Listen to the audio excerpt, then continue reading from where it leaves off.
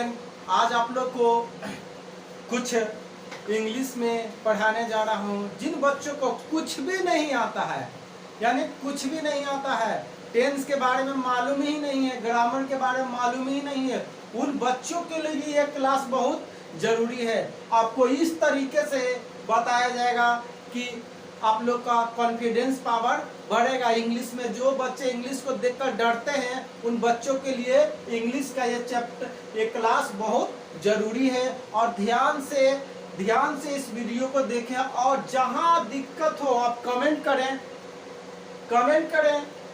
और हम कमेंट करने के बाद आपका प्रॉब्लम को सॉल्व करने के लिए एक नेक्स्ट वीडियो बनाएंगे। तो ध्यान से इस वीडियो को देखेंगे। आज जो पढ़ाने में जा रहा हूं वो है use of is M R. यानी बहुत सारे बच्चों को मालूम ही होगा कि इज कहाँ लगता है, ई आर कहाँ लगता है, एम कहाँ लगता है, लेकिन हमको उससे कोई मतलब नहीं है कि आपको क्या आता है क्या नहीं आता है। हमको सिर्फ आपको सिखाना है, इंग्लिश से डराना नहीं है।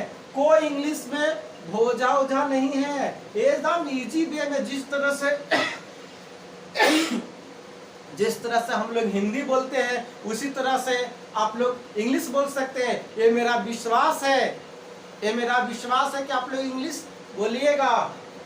इसके लिए आपको कुछ मेहनत कठिनाई को सामना करना पड़ेगा। कुछ लोग बोलेंगे कि कुछ नहीं आता है, ये सब बोलना का। चलिए ये सब बातें होती रहेगी। चलिए आते हैं चैप्टर में, इज एम आर। जो बच्चों को कुछ नहीं आता वो ध्यान से देखिए। इज मतलब होता है क्या बच्चों, देखिए इज लिख दिया, जिनको पढ़ने भी नहीं आता उनके लिए। इज मतलब क्या होता है, एम मतलब क्या होता है, हूँ, और आर मतलब क्या होता है। अब इनके बारे में जानिए कि इज मतलब क्या होता है, एम मतलब क्या होता है, आर मतलब क्या होता है। तो आप लोग को मालूम, आप लोग को लग रहा होगा कि ये कहाँ यूज होगा, हमको तो मालूम ही नहीं है। तो उसके लिए मैं इजी वे में आपको बता देता हूँ। यूज ऑफ इज कहाँ होगा, ही मतलब वह, सी मतलब वह स्त्रीलिंग, इट मतलब निर्जीव वस्तुओं के लिए, नेम मतलब किसी का नाम रहेगा उसमें। नेक्स्ट हो गया यूज ऑफ एम। एम कहाँ लगेगा, ओनली फॉर, यानी सिर्फ आई के साथ रखता है। आई मतलब क्या होता है, मैं, जानते हैं या नहीं जानते हैं। उसका यूज ऑफ आर, आर का उपयोग कहाँ होगा, तो यू के साथ होगा। वी, यू मतलब तुम लोग या आप लोग या तुम या वी मतलब हम लोग या आप लोग या हम। दे मतलब वे लोग या वे। प्लूरल यानी बहुवचन का, यानी एक से अधिक वस्तुओं का प्रयोग होगा तो उसमें आर का प्रयोग होगा। और आप लोग का इजी वे में आज एक स्ट्रक्चर, कुछ भी बनाने से पहले आपको एक स्ट्रक्चर बताने जा रहा हूँ। इस स्ट्रक्चर को ध्यान से देखें और समझें। सबसे पहले स्ट्रक्चर में सब्जेक्ट आता है। सब्जेक्ट मतलब हिंदी में बोलते हैं कर्ता। उसके बाद इज एम आर, इसको बोला जाता है हेल्पिंग वर्ब या ए भी, यानी एक्सिलरी वर्ब बोला जाता है, ये भी जानते हैं। उसके बाद आर्टिकल,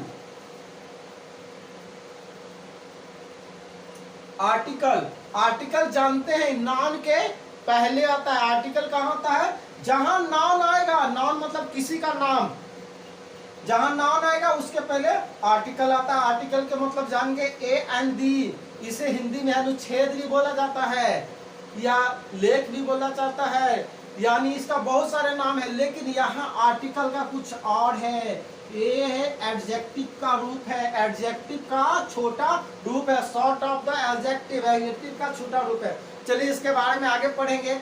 अब इस स्ट्रक्चर पर कुछ हम एग्जाम्पल्स आप लोग को देते हैं और ध्यान से मेरे साथ बोलिएगा भी। देखिए,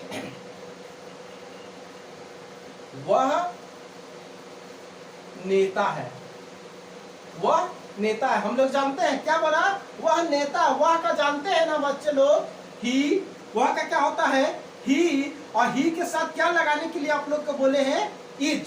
तो ही इज आर्टिकल। नेता का क्या होता है, लीडर।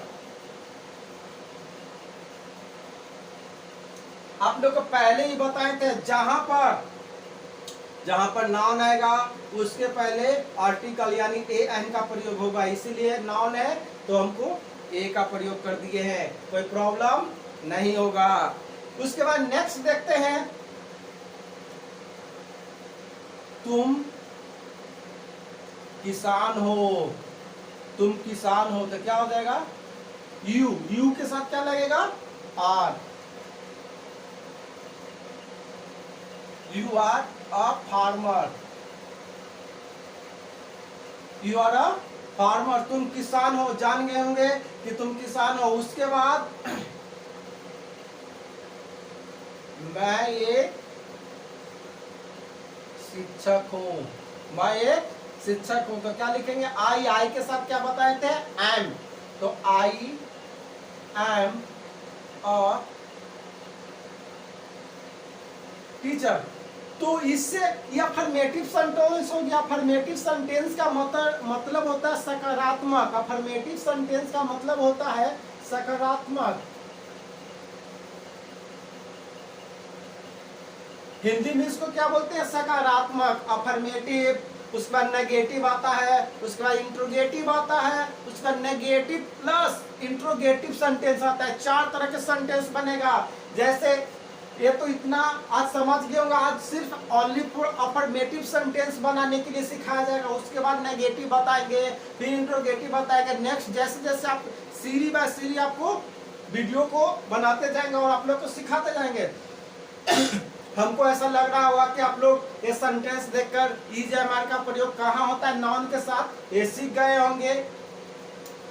तो और जितना से ज्यादा आप इंग्लिश वर्ड को यूज कर सकते हैं। जैसे मेरे गुड मॉर्निंग स्टूडेंट, कुछ टेक्निकल प्रॉब्लम के कारण उस समय आप लोग को ये वीडियो हमको पुश करना पड़ गया था, कुछ प्रॉब्लम आ गया था, टेक्निकल प्रॉब्लम हम लोग को वीडियो बनाते समय। तो उसके आगे मैं बताने जा रहा था कि हम लोग इज एम का प्रयोग करते हैं, यहाँ तक आप लोग को बता चुके थे। उसके बाद इसके बारे में बता देते हैं कि सेंटेंस 4 तरह से बनाते हैं, अफर्मेटिव बनाते हैं, नेगेटिव बनाते हैं, इंट्रोगेटिव बनाते हैं और इंट्रोगेटिव प्लस नेगेटिव या नेगेटिव प्लस इंट्रोगेटिव बनाते हैं। तो आज आप लोग को सिर्फ अफर्मेटिव के बारे में बताते हैं। जब बूंद बूंद से जिस तरह से घड़ा बढ़ता है उस तरह से आप लोग को बूंद बूंद यानी स्टेप बाय स्टेप चीज सेंटेंस को हम सिखाएंगे। और एक दिन बड़ा पर्वत यानी पहाड़ की तरह हम किसी पर बरस जाइएगा, उसी तरह से आप लोग को सिखा रहे हैं। तो वहां पर अफर्मेटिव, अब इसको ज्यादा बोल सकते हैं। आप बोल सकते हैं मैं विद्यार्थी हूँ, आई एम ए स्टूडेंट, मैं विद्यार्थी हूँ, आई एम ए स्टूडेंट। आप मेरे साथ बोलिए, मैं विद्यार्थी हूँ, आई एम अ स्टूडेंट। तुम, मैं विद्यार्थी हूँ, आई एम अ स्टूडेंट, वह मेरे पिताजी हैं, वह मेरे पिताजी हैं। तो this is my father, this is my father. अब इंग्लिश सीख रहे हैं तो कुछ तो पढ़े ही होंगे, कुछ ना कुछ इंग्लिश। तो उसके बाद आप लोग को एक फर्स्ट बता दिए थे नाउन का यूज, और नाउन के साथ उसके बाद नेक्स्ट आता है इज एम के साथ एडजेक्टिव, जो संज्ञा और सर्वनाम की विशेषता विशेषण बोलते हैं। जो संज्ञा और सर्वनाम की विशेषता बतलाता है उसे विशेषण करते हैं। तो यहाँ पर विशेषता बताता है यानी एडजेक्टिव। यहाँ एडजेक्टिव में आप जानते होंगे कि क्या कौन एडजेक्टिव होता है। तो आपको इस स्ट्रक्चर के अनुसार कुछ एग्जांपल्स मैं देने जा रहा हूं। जैसे